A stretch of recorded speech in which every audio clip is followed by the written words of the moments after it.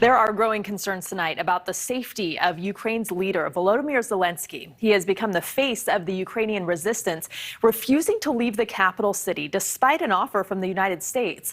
As Russia advances further into Ukraine, the world has looked to him and his social media posts for signs of safety. Correspondent Kelly Beeson is live in our newsroom tonight. And Kelly, he says he's Putin's main target.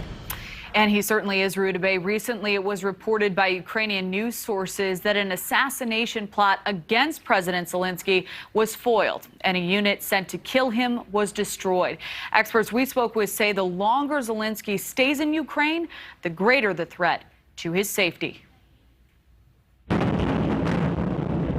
As the Russians push forward with their invasion of Ukraine, President Zelenskyy continues to be target number one for their forces. The adversary, or in this case, a state sponsor, only has to be right once. His protective detail has to be right 100% of the time, which is no easy task. Despite the risk, the Ukrainian president has chosen to stay behind and lead in a time of war. Security experts say an element of unpredictability is key to his safety. The ability to move from one location to another without establishing patterns Russian intelligence can track. As he moves around the country, it may be beneficial for him to move closer to some of the borders in case he's getting surrounded and there's no out. While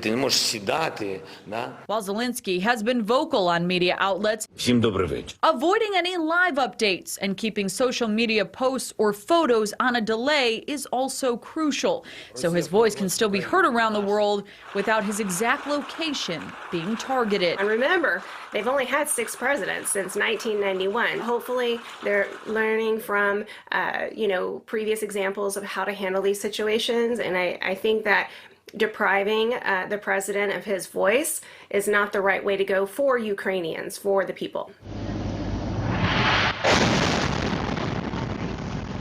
Another key component of Zelensky's survival, collecting Russian intel to anticipate their next moves.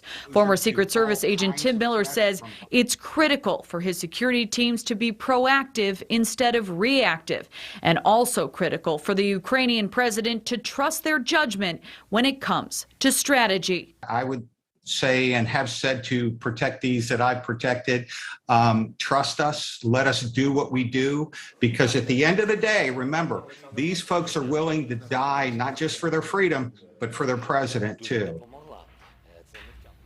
And Miller went on to say Zelensky's security teams have to assume everywhere they go that they're going to be in a tactical battle for the president's life. This is a growing challenge as this invasion continues. Thanks for watching. Click the red subscribe button below so you can get more of NewsNation's fact-driven, unbiased coverage.